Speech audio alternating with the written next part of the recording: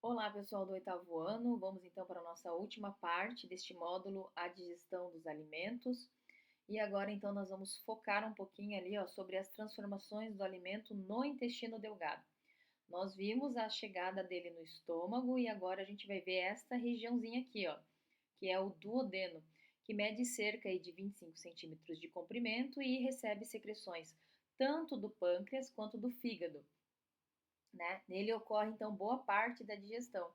Boa parte, eu digo praticamente ali a maior parte da digestão ocorre aqui, né? Já que o amido começa na boca, mas não termina.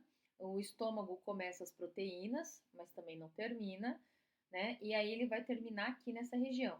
Aí na sequência do intestino delgado, a gente tem ali o jejuno e o ilho, né?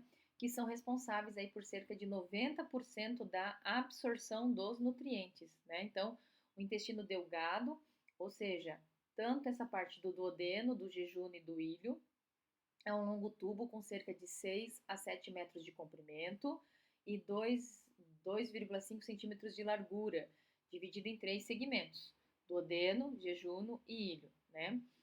E aí, na sequência, a gente vai ter aqui, ó, algumas enzimas que são encontradas tanto na própria parede do intestino, que é o suco entérico, quanto o suco produzido pelo pâncreas, que é o suco pancreático. Então, a digestão do quimo, né, era bolo alimentar, foi para o estômago, agora é quimo, ocorre na porção inicial do intestino delgado, onde são secretados o suco entérico, né, e o suco pancreático. O primeiro é produzido pelas glândulas da mucosa do intestino e o segundo, então, é produzido aí por células do pâncreas. Esses sucos contêm diversas enzimas que agem sobre os vários tipos de alimentos. Se a gente olhar aqui no quadro, a gente tem aqui, por exemplo, quatro enzimas, que são cada enzima, ela é específica ao seu substrato, ou seja, as peptidases, né, vão pegar os peptídeos e transformar em amidos. A maltase é a enzima que pega a maltose e transforma em glicose. A sacarase é a enzima que pega a sacarose e transforma em glicose e frutose.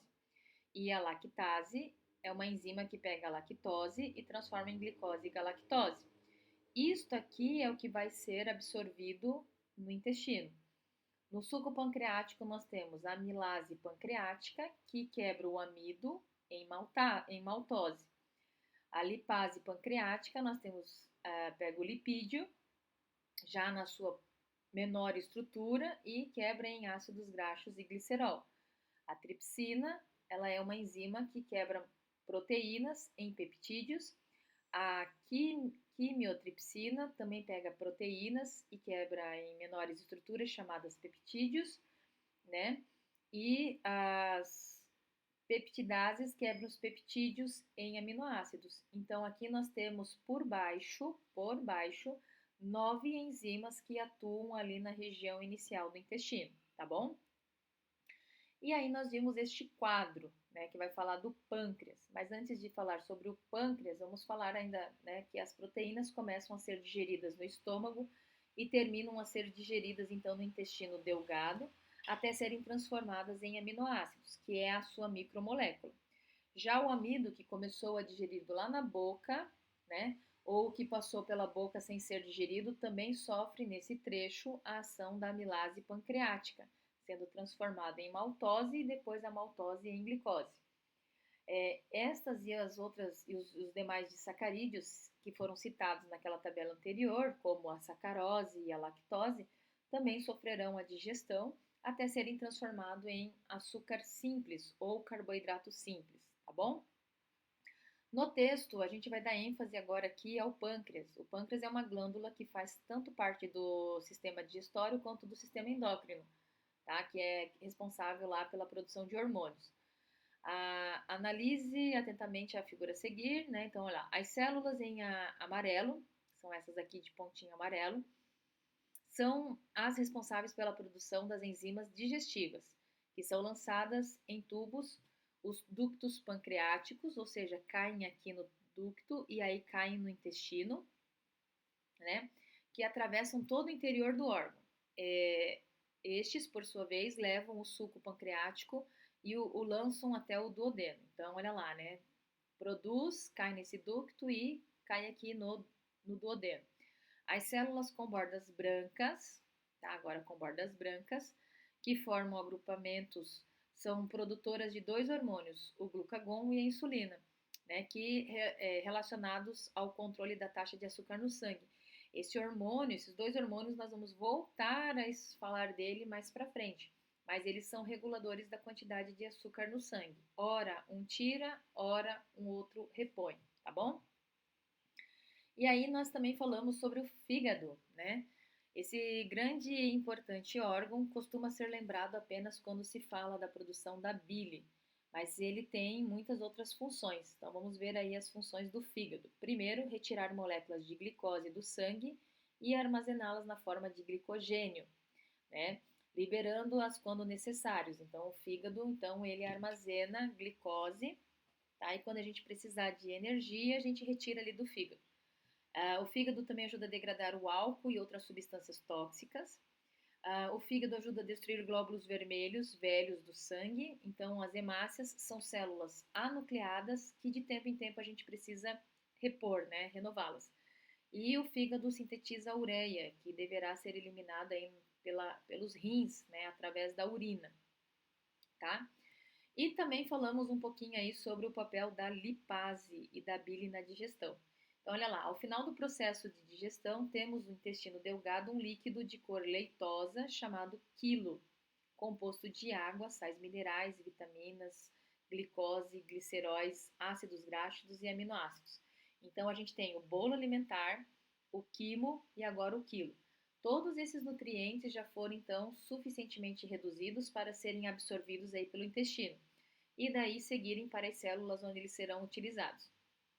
O que falta a gente falar é sobre esse papel importante da lipase, né, e da bile. Lipase é a enzima que quebra o lipídio, mas o lipídio só consegue ser quebrado depois da ação da bile. Então, olha lá, a digestão dos lipídios é feita pela enzima lipase e conta com a ajuda da bile. Então, eu tenho uma grande molécula, tá, de gordura. Aí o organismo libera a bile para quebrar essa grande molécula em moléculas em estruturas menores, para que daí sim a gente possa ter ação da enzima lipase, tá bom? Então, olha lá, produzido no fígado, estou falando da bile, né? E armazenada na vesícula biliar, a bile não possui enzimas, mas auxilia a digestão dos lipídios, né? Funcionando como um detergente. Na figura anterior, identifique a região onde a vesícula biliar lança seus produtos, naquela imagem anterior. E agora olha lá, ó, a bile transforma as grandes gotas de lipídios, que são isso aqui, ó, que estão no quimo em minúsculas gotículas. Então eu vou quebrar isso aqui em gotículas menores. A ação das lipases fica então facilitada, né? Uma vez que ocorre um aumento da superfície de contato entre esta enzima e os lipídios, tá? Para entender melhor, veja aí a ilustração a seguir, que essa que aparece aqui, ó. Após a ação da lipase, os lipídios serão transformados em moléculas menores, os ácidos graxos e os gliceróis. Então, a gente tem uma molécula grande, que é a bile, tá? Que aí ajuda a quebrar essa molécula grande em moléculas menores. Aí sim a minha lipase vem atuar, né? E indo para a nossa retinha final, aí nós temos o tópico, a estrutura do intestino delgado e a absorção de nutrientes. O intestino delgado tem uma estrutura muito interessante. É um tubo, como a gente já comentou, de 6 a 7 metros, que fica enrolado na região abdominal. Ou seja, ele fica todo enroladinho aqui, ó. A parede interna do intestino tem uma aparência rugosa. Olha isso aqui, ó, né? Daí, ampliando a parede, ela forma assim, como se fosse dedinhos, tá? Ou pregas circulares. Analisando com um pouco mais de aumento, a parede, olha só, então vamos aumentar aqui, ó, né? Ela é formada, a parede das pregas é formada por milhões de pequenas dobras chamadas vilosidades. Então, a gente tem vilosidades e depois, na sequência, as microvilosidades. Se fosse possível esticar todas essas dobras, o intestino cobriria facilmente uma quadra de tênis. Olha só o tamanho da área para absorção dos nossos nutrientes.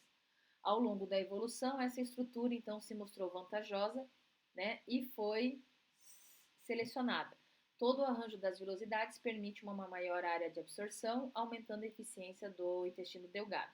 Então, nós temos aqui, ó, as vilosidades e aqui nós temos as microvilosidades. Tudo bem? Deixa eu ver aqui.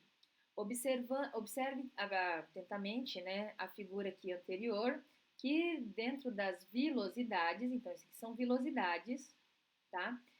Existem os vasos sanguíneos que receberão e transportarão os nutrientes para todas as células do corpo.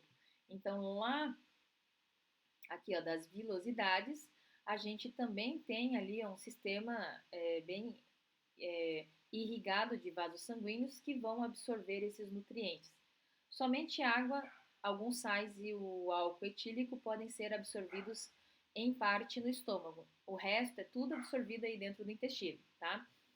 Os aminoácidos provenientes da digestão das proteínas, né? As glicoses provenientes da digestão do carboidrato, os gliceróis e os ácidos graxos provenientes dos lipídios e as vitaminas lipossolúveis, tá? Atravessam as células da parede do intestino delgado, atingem a corrente sanguínea, que é através dessa estrutura, né? E são distribuídas para todas as células do organismo para serem utilizadas, né? E aí, a questão ali do intestino grosso e a etapa final. Depois de passar, então, 4 horas atravessando os 6, 7 né, metros do intestino delgado, o que resta chega, então, ao intestino grosso. O intestino grosso, então, ele é responsável pela absorção de água e de vitaminas hidrossolúveis, além de sais, e em quase sua totalidade, durante todo o seu tempo do material, fica nessa região, né? Aproximadamente ali uns 3 dias, tá? Então, assim, a gente normalmente evacua diariamente, mas nem sempre o que você comeu hoje vai sair hoje, né? Pode sair amanhã ou depois de amanhã, tá bom? Sais e vitaminas já são pequenos o suficiente para serem absorvidos, por isso não sofrem digestão. Com a retirada da água, essa massa de restos não digeridos, como fibras de celulose e bactérias, essas que vivem ali no nosso sistema digestório, vai se transformar em fezes, que vão ocupar a porção final do intestino grosso, né, chamada de reto, provocando o estímulo da defecção, ou seja, é a expulsão das fezes, que também é controlada por um esfíncter. Então, tudo aquilo que a gente não absorveu, tá, não aproveitou, no finalzinho do sistema digestório, aquela água é absorvida e a gente vai produzindo, então, as fezes.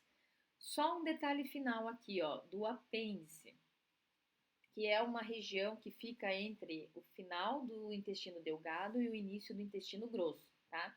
Na transição entre o intestino delgado e o grosso, existe uma pequena bolsa de fundo cego, como um dedo de luva, chamada apêndice. Durante muito tempo, acreditava-se que se tratava de um órgão vestigial, sem função para o ser humano, mas que teve importância para a digestão de herbívoros ancestrais.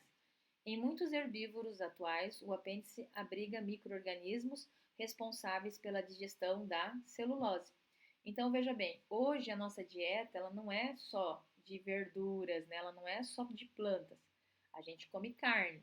Então, o apêndice, ele diminuiu a sua função porque a gente ingere outras coisas, tá? Mas ele tem funções importantes ainda. Estudos recentes demonstram que dentro do apêndice existe uma grande quantidade de células de defesa e de micro-organismos benéficos, especialmente bactérias, sugerindo que este órgão sirva como uma estrutura de proteção contra micro-organismos patogênicos, ou seja, aqueles micro-organismos que causam doença, né?